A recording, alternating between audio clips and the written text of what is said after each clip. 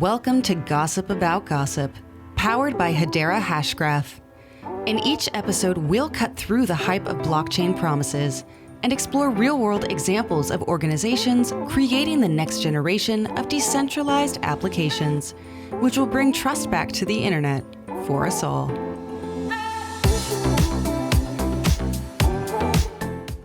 Hello, everyone, and welcome to the latest episode of Gossip About Gossip, the podcast where we talk about real-world applications of distributed ledger technology.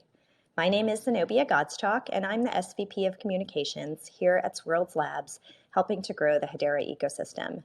Today, I am joined by Michael Watford, who is the CEO of Galactico Manager. Hi, Michael. How are you?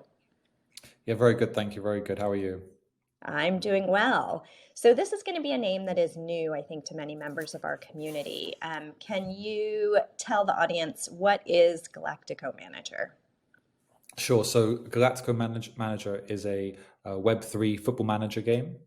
So essentially, we're taking some of the best parts of Web2 football manager games and putting them on chain. The name Galactico comes from the old and current Real Madrid team, which were the original Galacticos, so Zidane, David Beckham era, and then kind of transformed to the Ronaldo era. But it's essentially, Galactico is a star, so building a star team, and we're giving fans and gamers the opportunity to build their own star football team, and that's where the name comes from. All right. And I have yet to show this to my kids because they are already addicted to FIFA. So I would love to understand, a little bit about how do you see yourself as different from some of the more traditional games in the space? Sure. So we've definitely taken aspects of FIFA into this. So we're releasing FIFA Ultimate style player cards, and some of the key USPs here are when you're playing games like FIFA Ultimate Team, a lot of the value that you accrue in the game typically has no value outside of the game and is lost on a season by season basis. They're also static in that you can level them up, but you can't sell them once they've leveled up. So we're giving gamers the ability to not only collect and play cards like FIFA Ultimate style, but also level them up and then sell them afterwards, which is something that we're going to be doing on Hedera, which I can talk a bit about too. In terms of other different aspects of other football manager games, things like making key decisions in the game, which you can do in other football manager games, but typically how they work is you set your team and then it's simulated. Here, it's simulated, but you can also make key decisions, and those key decisions can also be collectibles in the game as well. So, for example, if you need to make a tackle, if you need to pass, that can also be turned into a collectible card. So, your team are collectibles, but then also the power ups, the chemistry, and the decisions in the game can also be collectibles as well. So, we're creating a market within the game at every aspect. And, it sounds like there are a lot of very unique Web3 features here. How did you decide, you mentioned, that it's built on Hedera. As you were going through that process, can you walk us through sort of your, evaluation criteria for the platform that you were going to build on? Sure. So the first aspect of it was really easy to launch our marketplace because of the solutions that Hedera and some of the companies building on Hedera were able to provide us. So off the back of it, we've already got our marketplace live, and that's all powered by Hedera. The collectibles themselves are already live, so you can go in there and buy them. So the turnaround for that was actually really quick. The only thing that took time was actually designing the different cards and the actual stats and things like that. In terms of where that could be applied to Hedera as well, we want to create a really liquid marketplace. So when you're playing the game, you need a position to be filled. Say you have a right back. And if you need to transfer that right back, you want to do it quickly. You don't want to be sat there for a long time. So things like the scalability of Hedera, the fact it's really cheap, there's low transaction fees. Those are sort of the boxes that were ticked that actually made it really easy when making that decision in terms of like the gameplay and whatnot. And you mentioned sort of the ecosystem. Are you able to share, it obviously, it takes a village, right, in Web3. So are you able to share some of the integrations or some of the other partners that you worked with? Sure. So there's various different game platforms that we're looking to feature the game on, but that's to come later. Right now, the main one we're working with is Materium. So they're the ones they helped us get the marketplace live. It was their white label solution, and how that works is on the front end, you go in there, you'll see the different collections. Once you buy the collectible card, that is then minted on Hedera. And so it's not actually minted until you've actually bought it, which saves costs and is better as well. And then once you've got that card, you can actually go into the marketplace and see that it's been sold, so you know that it exists. Maybe you can even contact that user in the first place. So it's also quite transparent as well. And then there's a marketplace where you can list that card to sell it. And some of the use cases for that for the user make a really easy user journey and make it really friendly to navigate through.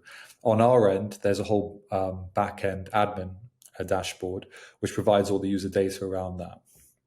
So for us, that's really useful as well, because who the people who have signed up, we can then track that quite easily. And if we want to give them offers and engage them more, that's something that we've been using a lot recently in the build up to the game. So from a user perspective, it's really easy to navigate through it, and from our perspective as a company on the back end, there's some really useful tools there that allow us to offer more. And so walk me through, I'm a sort of more traditional Web2 user. I may not have ever previously set up a wallet or traded NFTs. What is that experience like when I start engaging with the game? Sure. So that's a great point. So in terms of your typical Web3 experience, the way that the industry is going is trying to make that user journey as seamless as possible.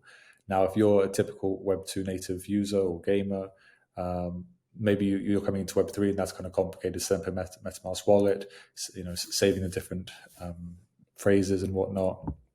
In here, it's really simple. It's all done through email. It's going to be single sign-on as well. Right now, the custody is held in the marketplace itself. It's not actually with the user, but there will be the option to change that. And we've even inbuilt Shopify, so it's all done at the moment through fiat. But eventually, HBAR wallet addresses will be integrated into there, and you'll be able to use HBAR too. But in terms of that sort of first experience, how we're planning it is basically to make it easy for Web2, but also for Web3. In that, if you want to have a single sign-on option and create a simple account and buy using fiat, and then you've got an NFT without realizing it's an NFT, and you can play the game through that way, you can. Or we can open it up, and you can create an HBAR wallet and use HBAR to buy the NFTs too. So there's various different user journeys depending on how native the user is to crypto and to HBAR. That's fantastic. I mean, I think, when we think about onboarding kind of the next set of users, or the billion users onto Web3, it is going to be in these ways that make it seamless for them, right? Get them comfortable in ways that they know. Much as I think a lot of people have a love-hate relationship with email, they still are happy to use that as their login and their first sort of point of contact with a system. Absolutely. Yeah, from a company perspective as well, we want to give back as much as we can, especially in the early days to the community. So, if you are signing up to, using your email, there's a lot of different ways that we can market to you that way too. Likewise, if you do have a wallet address, our plan is also to airdrop certain collectibles straight to your wallet. But we're doing that anyway with email functionality too. Fantastic. And, as you went through this build process, it sounds like things did go fairly smoothly. Would you have any advice that you would want to share with other people starting to build their applications or engaging with marketplaces on Hedera? So, how we got actively involved in the space on the offset as a founder, I attended various different conferences, and there's obviously a lot of different chains out there. Hedera is seen as the enterprise grade chain. And given that we were building a football game and we're planning to work with some really big stakeholders in football, say clubs, organizations, leagues as well, the fact that Hedera is backed by some of the biggest technology companies in the world, I think for us made us more comfortable. And if we're going to bring in other different partners too, we'll make them feel more comfortable as well. So in terms of as other founders who are looking to build on that, I think it depends on what exactly you want to offer. But when as we went through it, I think, like I mentioned with the marketplace and the easy solutions there, Hedera is providing various different solutions that if you want to build on there, in the early days, maybe it doesn't have to be as tech heavy. You can focus on other business development, other marketing opportunities too. But likewise, I've dealt with some other chains as well, and maybe that they're very big organizations. Some of them, it's not easy having the point of contact. So when we were dealing with Hedera, it actually went very smoothly from the offset. Fantastic. And what do you see ahead as you look the next 6 to 12 months? Where do you hope to be when we come back to this conversation in a year or so? So as a company, some of the main metrics that we're focusing on are increasing Hedera wallet addresses. So bringing in as many customers as we can from a gaming and football perspective. That's something. So where we want to be in, say, 6 months, anywhere between, say, 50,000 to 100,000 would be great. In terms of monthly transactions as well, we want to aim for at least 10,000 MAU.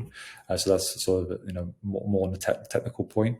I think from a business development point of view, we want to have some pretty big clubs and leagues signed up, and so we're working towards that. But really, foremost, a lot of the different games out there that have given the space a sort of bad name are those typical play to earn games, which in some regions of the world what the user wants. But we're really trying to approach it from a game first, from a game first point of view. So I think from 6 months now, we want to have the game fully launched out there, a very vibrant ecosystem, people playing it, and looking towards competing with some of the biggest names, like you mentioned, FIFA and other games out there. Fantastic. Well, like I said, personally, we have some boys at home who love these kinds of games. I am excited and also a little nervous to introduce them to it because I'm sure they will get super engaged. But hopefully our community will as well. If they want to check it out, Michael, where should we send them? Well, please, first of all, come to our store. So it's galacticomanager.store, which is powered by Hedera. And our main site is galacticomanager.com, or you can go onto our X page, which is Galactico Manager with an R. All right. Michael, thank you so much for joining us today. We really appreciate it. And I know the community will be excited to check this out. Great. Thank you very much.